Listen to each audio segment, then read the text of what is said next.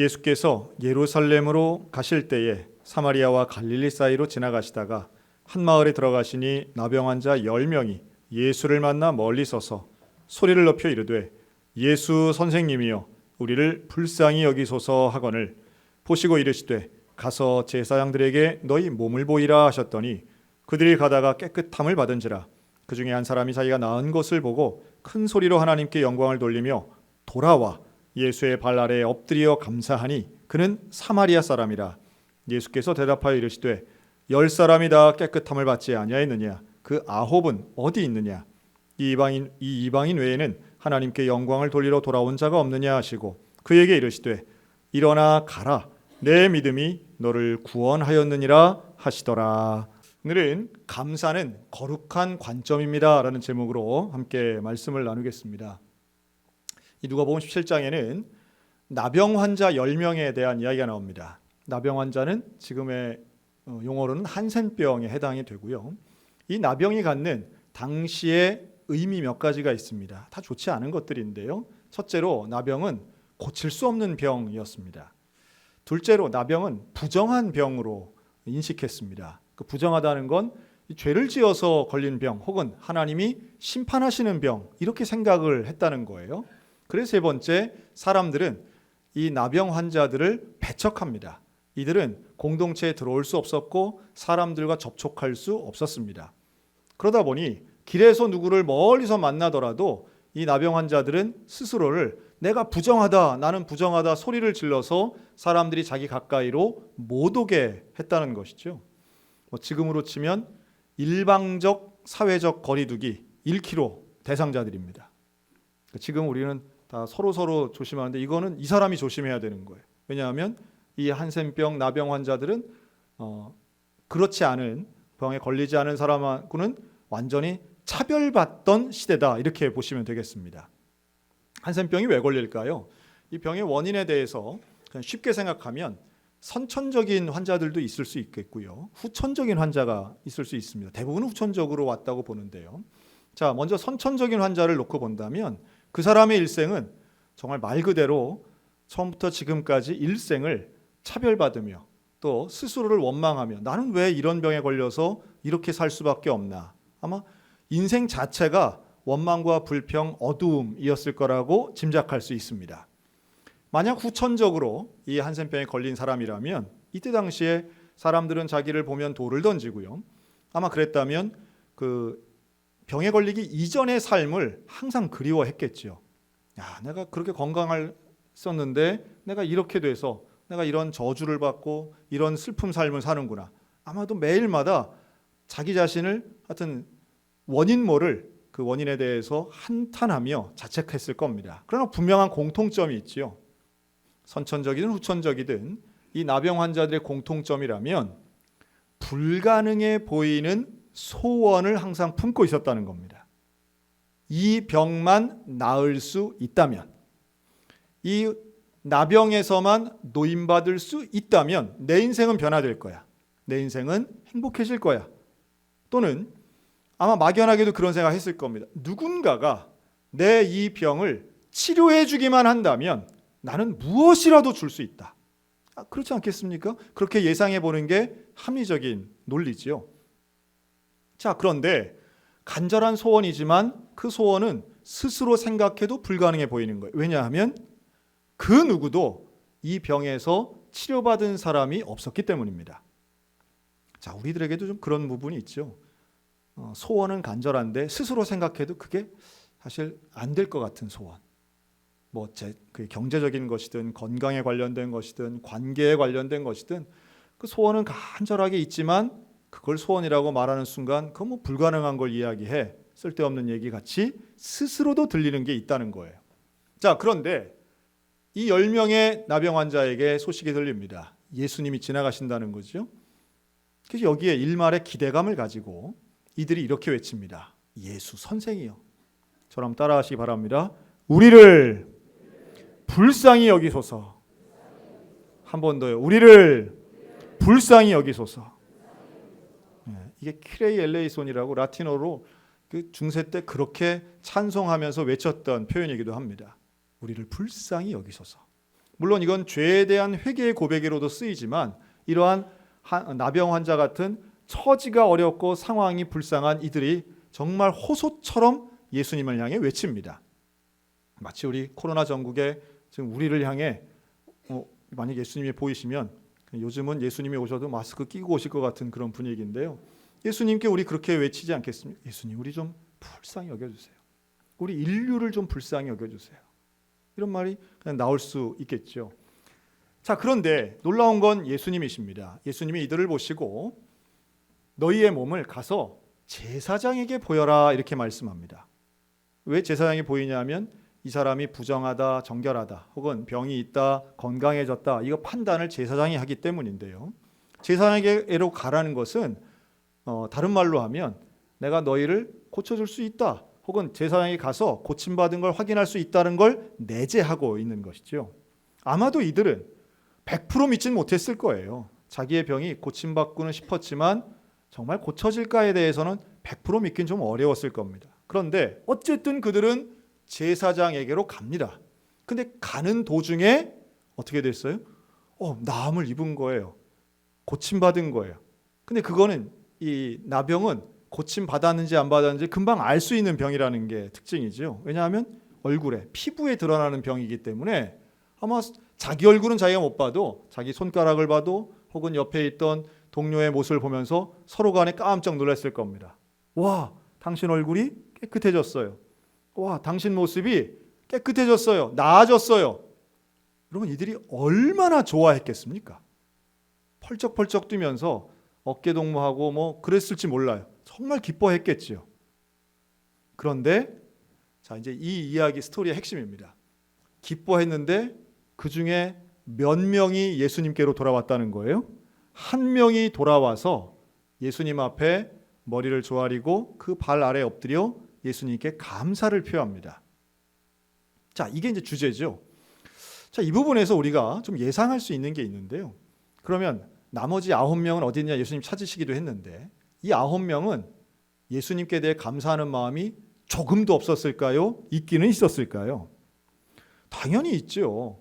자기들이 이렇게 기적처럼 혼자도 아닌 10명 모두가 고침을 받았다는 건 예수님 외에는 설명이 안 되는 일이에요.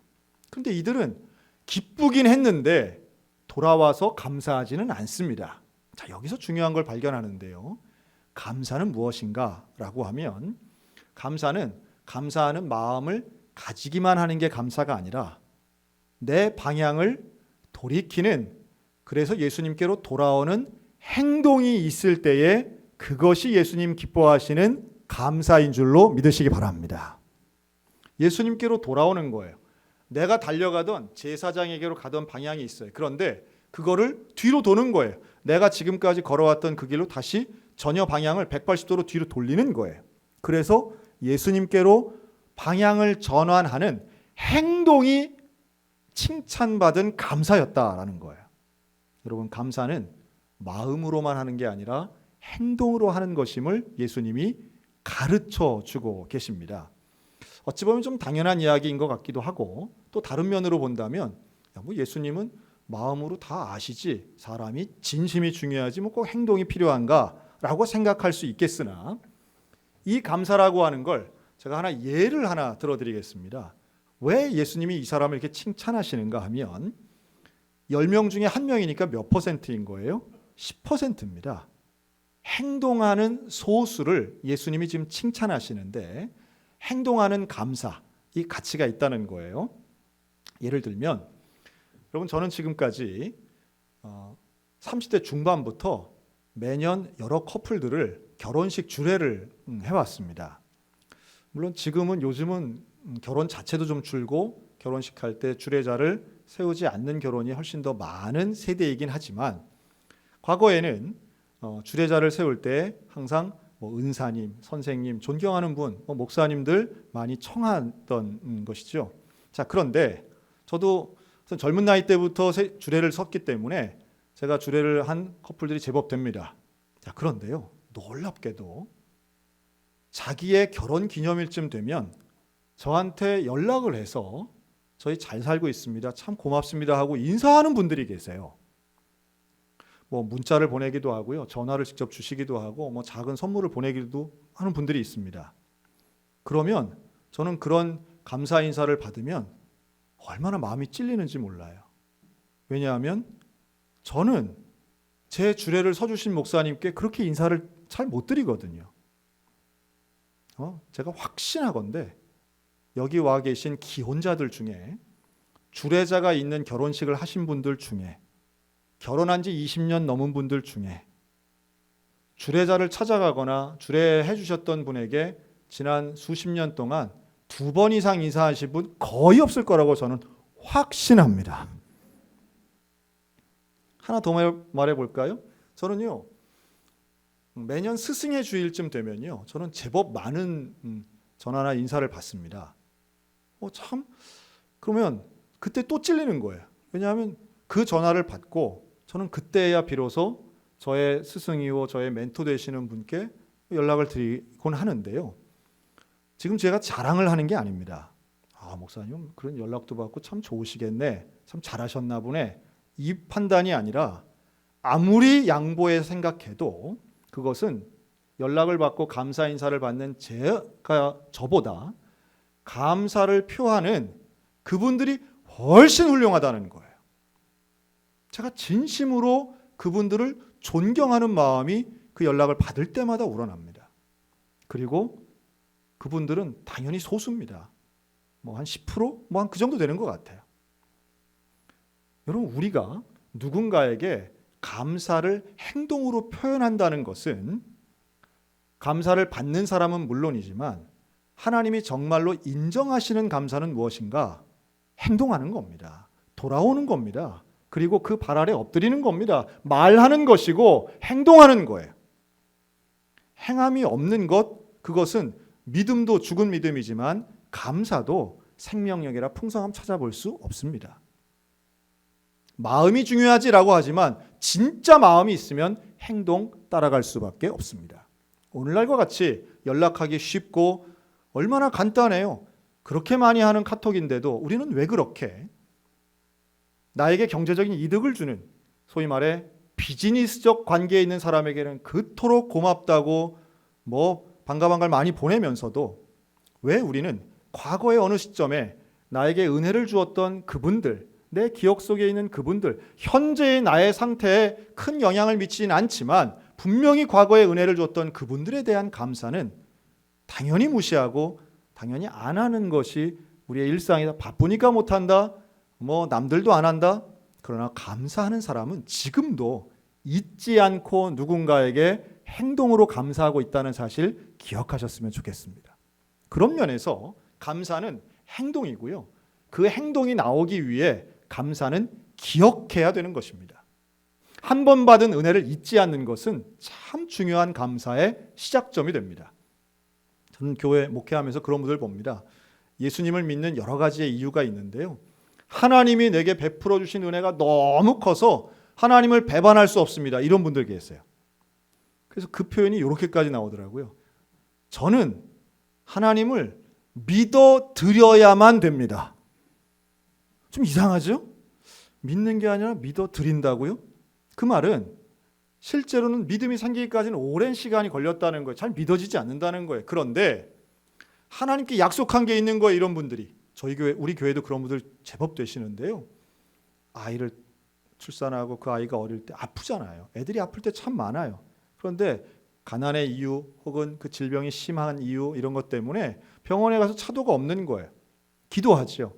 또 옆집에 사는 그 권사님, 집사님의 권유를 받습니다. 교회 가면 나을 수 있어. 기도하면 나을 수 있어. 그래서 정말로 교회 가고 간절히 기도할 때 그런 기도하는 거죠. 아이의 머리에 손을 얹고, 하나님 이 아이만 고쳐주시면 내가 평생 예수 믿겠습니다. 근데 애가 진짜 고침 받은 거예요. 병원에서 약도 잘 받고 수술도 잘해서 깨끗하게 나았어요. 여러분, 애가 아프다가 난 거는 참 많습니다. 그런데 어떤 분들은 그때 했던 그 기도를 평생 붙잡는 분들이 계세요. 그리고 하나님과의 약속, 일종의 의리와 같은 그 약속 지키겠다며 교회를 떠나지 않고, 성경이 잘 믿어지지도 않고 뭔가 가슴에 와닿는 게 없는데도 꾸준히 그 자리 지키면서 신앙생활 하다가 결국은 수십 년 만에 예수님을 인격적으로 만나시는 분들 있는 줄로 믿습니다. 저는 이게요, 정말 한 가지 사건 가지고 반복해서 기억하고 하나님이 내게 이걸 주셨는데 그래 내가 일주일에 1시간 나가서 앉아있는 것도 못하겠어? 뭐 이런 분들 계시다는 거예요. 목사님 설교를 해도 난 잘 알아듣는 거 반, 못 알아듣는 거 반, 그래도 하나님 내 이렇게 주셨는데 믿어드려야지 뭐 이러면서 나와서 앉아있다 보니까 신앙이 생기고 예수를 만나고 구원을 받고 이런 영적인 경험들이 생기더라는 거예요. 여러분, 기억하고 행동하면 감사의 참된 본질이신 예수님 만나게 될 줄로 믿습니다. 그래서 감사는 거룩한 관점이라고 오늘 제목을 정했어요. 감사는 결국 기적이 아니라 기적을 일으키시는 예수님을 보는 겁니다. 왜 돌아온 한 사람이 중요한가? 사실 예수님은 9명 어디 있느냐라고 말씀하셨지만 그 9명을 저주하진 않으셨어요. 돌아오지 않은 9명에게 주신 신유의 기적을 다시 뺏지도 않으셨어요. 이들을 벌하시거나 원망하시는 게 아니에요. 오히려 제자들에게 정말로 가르쳐주고 싶으셨던 것은 기적이 중요한 게 아니라 기적을 통해서 예수님을 바라봐야 된다라고 하는 복음에 대한 가르침, 예수님에 대한 가르침, 하나님 나라에 대한 가르침을 제자들에게 주신다는 거죠.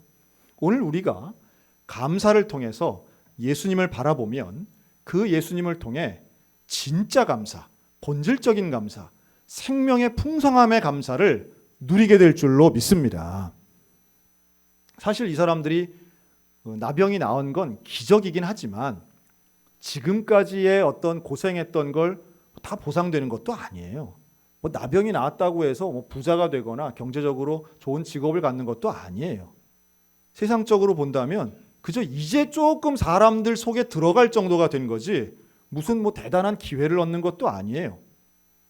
하지만 본인에게 그토록 원했던 소원이 이루어진 것보다 더 중요한 것은 돌아온 이 한 사람은 예수님을 집중해서 봤다라고 하는 사실입니다. 예수님을 만났고 예수님을 보았고 예수님 앞에 엎드려서 내 믿음이 너를 구원하였다라고 하는 믿음을 통한 구원을 경험했다는 거예요. 그리고 이 사람에 대해 예수님은 의도적으로 그는 사마리아인이다, 즉 이방인이다 라고 말씀하는데요. 당시의 사람들이 제일 부정하게 여긴 두 종류가 있죠. 하나는 이런 질병 걸린 사람, 부정한 질병에 걸린 사람, 또 하나는 이방인들이에요. 근데 이 두 가지가 이 사람한테는 다 있는 거예요. 그럼에도 불구하고 오늘 주님은 이 사람을 칭찬하십니다. 저는 오늘 이 시간 우리 모두가 하나님 앞에 올 한 해 힘들고 어려운 일 많았지만 그러나 감사하기 위해 이 자리에 모였는데 우리 각자의 감사가 다양할 수 있다고 생각합니다. 그런데 그런 다양한 감사 속에서도 예수님을 특별히 감동시키는 감사가 있을 수 있다고 저는 보는데요. 저는 우리 교회가 예수님을 기쁘시게 해드리는 감사의 교회가 되었으면 좋겠습니다. 그런 면에서 오늘 1부, 2부, 3부 예배 때마다 사실 올 한 해 제가 제일 좀 안타까웠던 것은 예배를 온라인으로 드리고 이런 부분보다 참 제 마음을 늘 좀 안타깝게 한 것은 우리 교회가 1년 동안 세례를 한 번도 못한 거예요. 교회에 주신 온전한 사명, 세례를 베푸는 것, 구원받은 자를 하나님 앞에 고백하고 교회를 통해 세례 받은 사람의 수가 늘어나는 걸 하나님 원하시는데 우리가 그걸 못했잖아요. 그런데 오늘 1, 2, 3부를 통해서 세례를 주고 유아 세례 베풀고 많은 분들이 입회를 했습니다. 얼마나 감사한지 몰라요. 오늘도 이 11시 예배에 우리가 세례식을 베푸는데요. 이 세례를 통해 예수를 안 믿던 사람이 나 예수님 믿습니다. 나의 죄를 담당하시고 십자가에 달려 돌아가시고 3일 만에 부활하시고 그 예수님 다시 오실 걸 내가 믿습니다라고 어제도 세례자 교육하는데 그렇게 고백하는데 제 마음이 감동이 되더라고요. 여러분, 기적은 무엇입니까? 코로나19가 사라지는 것보다 더 큰 기적은 영혼 하나가 하나님께로 돌아오는 일인 줄로 믿습니다. 예수님을 믿는 것이 기적 중에 기적인 거예요. 그래서 그걸 위해 예수님 이 땅에 오셨습니다. 여러분, 오늘 우리가 강단에는 지금 이 위에 있다가 예배 끝나고 한번 이렇게 점심 식사하시고 올라오셔서 보셔도 좋겠어요. 정말 별게 다 있습니다. 이 위에. 뒤에도 있고요. 농사진 쌀도 있고 뭐 과일도 있고 배추도 있고 직접 산에 가서 허가 받고 딴 초대형 영지 버섯도 있고 뭐 이런 게 다 허가 받고 한 거예요. 뭐 고구마의 과일에 우리 교인들이 하신 그걸, 그리고 이거를 이틀에 걸쳐서 우리 권사님들이 정성껏 다 데코레이션을 했어요. 또 오늘 우리가 지난 한 달간 쓴 성경 필사 성경을 봉헌할 겁니다. 또 우리가 정성껏 준비한 그토록 어려운 상황에서도 준비한 헌금을 하나님께 드리는 날이죠. 그러나 무엇보다 참 제 마음에 감사한 것은 예수를 믿지 않던 영혼이 예수를 믿습니다라고 고백하여 그 영혼을 우리 교회가 하나님께 올려드릴 수 있다는 것, 이게 얼마나 감사한지 몰라요. 내 사랑하는 자녀를 주님께 드리며 믿음으로 잘 키우겠습니다 하며 오늘 오전 9시 예배 때 네 가정이 오늘 유아세례 했는데요. 얼마나 감사했는지 몰라요. 오늘도 지금 이 순간도 하나님 앞에 좀 집중하여 예수 그리스도를 바라보셨으면 좋겠습니다.